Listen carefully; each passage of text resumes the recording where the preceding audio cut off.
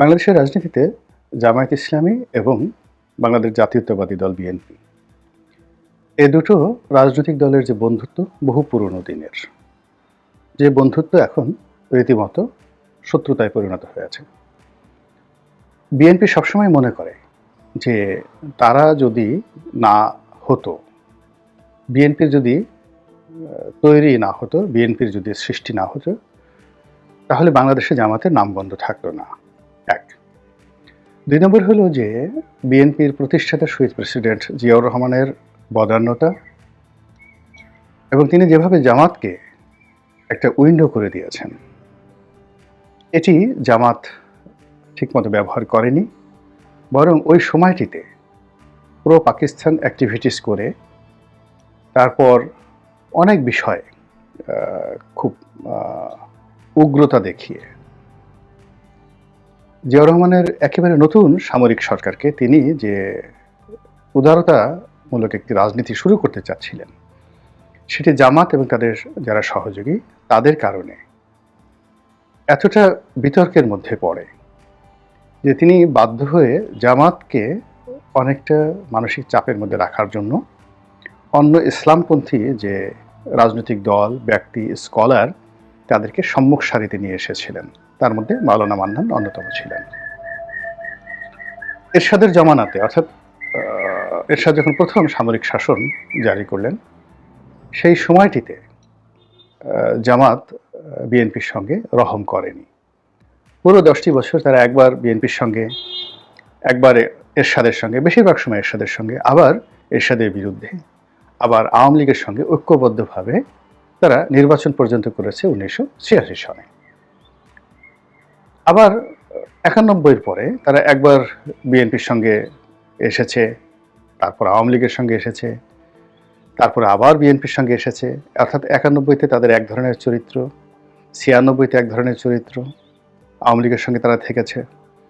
আবার 2001 সনে তারা একেবারে বিএনপির সঙ্গে এমন বন্ধুত্ব করে পুরো জামাত বিএনপির সরকারে তারা ঢুকে গিয়েছে। এবং ওই সময়টিতে বলা হয় যে মূলত বেগম খালেদা জিয়ার যে সরকার, সেই সরকারকে বিএনপি চালায়নি, চালিয়েছে মূলত জামাত। এরপর যখন বিএনপির পতন হলো এবং 1/11 এলো, একেবারে পুরো 2 বছর তারা প্রাণবন্তভাবে একেবারে আঠার মতো 1/11 সরকারের সঙ্গে লেগে রইল। এবং 1/11 সরকারের সময় তারা বলতে গেলে ছিল আমিরুল মোমেনিন, একেবারে মুসলমানদের প্রতিনিধি। আওয়ামী লীগ যখন ক্ষমতায় এলো 2009 সনে, প্রথম 2 বছর তারা আওয়ামী লীগের সঙ্গে একটি বন্ধুত্ব করার চেষ্টা করেছে। কিন্তু আওয়ামী লীগ তাদেরকে যে শর্তটা দিয়েছিল বিএনপির সঙ্গে, একেবারে তাদের যে ঐক্য, সেই ঐক্য বাদ দিয়ে আওয়ামী লীগের সাথে আসার দরকার নেই, আলাদা একটা প্ল্যাটফর্ম তৈরি করার জন্য আজ তারা যেভাবে করছে, তো সেই প্ল্যাটফর্ম তারা করতে পারেনি, যার জন্য আওয়ামী লীগের সঙ্গে তাদের সম্পর্কটা নষ্ট হয়ে যায়। কিন্তু ইতিমধ্যে দেখা গেল 2014 সনের পরে বিএনপির সঙ্গে তাদের সম্পর্ক ধীরে ধীরে নষ্ট হয়ে যায়। এর মূল কারণটা হলো দুইবার, অর্থাৎ 2014 সনের নির্বাচনের আগে রাজপথে যে আন্দোলন, লড়াই সংগ্রাম, বিশেষ করে শক্তি প্রদর্শন, আর 2015 সনের পরে আন্দোলনের যে লড়াই সংগ্রাম এবং শক্তি প্রদর্শন, এই দুটো দায়িত্ব জামাতকে দেওয়া হয়েছিল। কিন্তু জামাত যেটা হলো, জামাত সবসময়ই অতি মূল্যায়িত হয়েছে বা অবমূল্যায়িত হয়েছে। বিএনপির যারা লোকজন তারা মনে করতেন জামাতের লোক সবাই সৎ, তাদের অনেক অর্থ আছে এবং তারা না পারে এমন কোনো কাজকর্ম নেই। ফলে অগ্নিসন্ত্রাস বলেন কিংবা যা কিছু বলেন, যেটা ওই জমানাতে হয়েছে, অর্থাৎ 2016 সনে, 15 সনে এবং 2013 সনে, 14 সনে, এর পুরোটাই জামাতের দায় দায়িত্ব। জামাত সর্বোচ্চ চেষ্টা করেছে, কিন্তু তারা আওয়ামী লীগের সঙ্গে পেরে ওঠেনি। আর বিএনপি আনহ্যাপি যে জামাতকে এত বড় মনে করতাম, তাদের পেছনে আমরা এত কিছু করেছি, কিন্তু জামাত এই সময়টাতে তাদের কাঙ্ক্ষিত সফলতা দেখাতে পারেনি। ফলে 16 সালের পর থেকে তাদের মধ্যে সম্পর্ক নষ্ট হতে থাকে।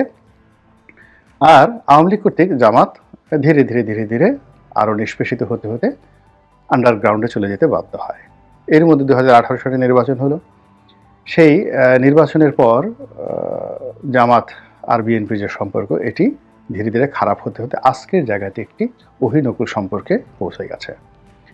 তো জামাত এই সময়টাতে যে কৌশলগুলো করেছে, তারা প্রথমত ডিজিএফআইয়ের সাথে ভালো সম্পর্ক রক্ষা করেছে।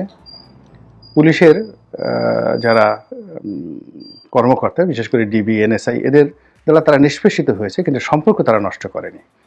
এমনকি আওয়ামী লীগের যারা বড় বড় নেতা, সরকারপন্থী যারা থিঙ্ক ট্যাঙ্ক, তাদের সবার সঙ্গে কিন্তু তারা শত নির্যাতন সত্ত্বেও হাসি মুখে সম্পর্ক রক্ষা করেছে। কাউকে জায়নামাজ দিয়েছে, কাউকে আম দিয়েছে, কাউকে আরও অনেক কিছু দিয়েছে।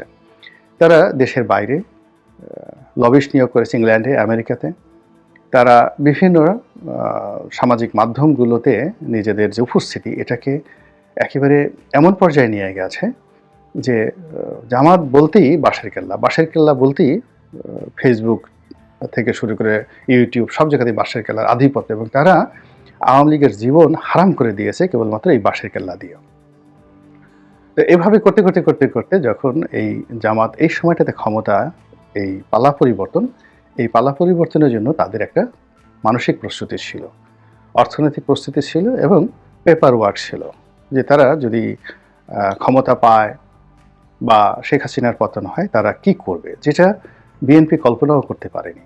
এর ফলে কি হলো, সরকার পরিবর্তনের সঙ্গে সঙ্গে শিক্ষাক্ষেত্রে, মিলিটারিতে, পুলিশে এবং সিভিল সার্ভিসের একেবারে মাখন বলতে যে পোস্টগুলো বোঝায়, কে পোস্ট, এখানে জামাত মাইন্ডেড কিংবা জামাতের মতাদর্শে বিশ্বাসী, অথবা বিএনপির স্বার্থ বাদ দিয়ে জামাতের স্বার্থ দেখবে, এই লোকদের উপস্থিতি আমরা এখন প্রবল আকার বা প্রবলভাবে দেখতে পাচ্ছি, যে এদের আকার আকৃতি অনেক বেড়ে গেছে।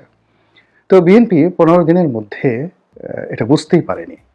গভীর রাতে এখন শুনতে পাই যে জুলাই আগস্ট মাসে পুরো মাসটা জুড়ে রাতে 2-3টা পর্যন্ত সচিবালয়ে লাইট জ্বলত, এবং জামাতের নেতারা বসে বসে অনেক সিদ্ধান্ত তারা নিতেন, কে কোথায় পোস্টিং হবে। এখন এই পোস্টিংগুলো হয়ে যাওয়ার পরে বিএনপির মাথায় হাত, এবং তারা সচিবালয়ের এই যে রাজনীতি, সেই রাজনীতির বাইরে গিয়ে এখন তারা অফিসার্স ক্লাবে স্থান নিয়েছে, এবং অফিসার্স ক্লাবে চা, সিঙ্গারা, সমোসা খেয়ে মোটামুটি তারা হাফ ইত্তেশ করে করে তাদের জীবন কাটাচ্ছে। এ গেল একটা। দ্বিতীয় তাদের যেটা হচ্ছে সেটা হলো পুলিশ। প্রথম 15 দিন তারা মনে করেছে যে সারা পুলিশ বাহিনী তাদের কথা মতো চলবে, সিভিল সার্ভিস তাদের কথা মতো চলবে, এবং সেখানেও তারা অল্প কয়েকটি নিয়োগ তারা দিতে পেরেছে, কিন্তু কাঙ্ক্ষিত জায়গাতে তারা নিয়োগ দিতে পারেনি। ফলে অফিসার্স মেসে বসে বসে এখন এই বর্তমানে জামাতকে গালাগালি দেওয়া ছাড়া আর বিভিন্ন বড় বড় পদে যে সমস্ত লোকজন চলে এসেছে তাদের বিশুদ্ধার করা ছাড়া আসলে বিএনপির করার কিছুই নেই। ঘটনা যা ঘটার ঘটে গেছে। তো এই যে প্রশাসনিক জায়গাগুলোতে যখন আমাদের দেশ কি হলো, যে সেই প্রথম থেকেই প্রশাসন নির্ভর, পুলিশ যে পক্ষে আছে সে পক্ষে সবাই জয় বাংলা বলবে, পুলিশ যদি না থাকে তাহলে বলবে জয় বাংলা কার বাপ, আমি তো জয় বাংলা চিনি না, জানি না।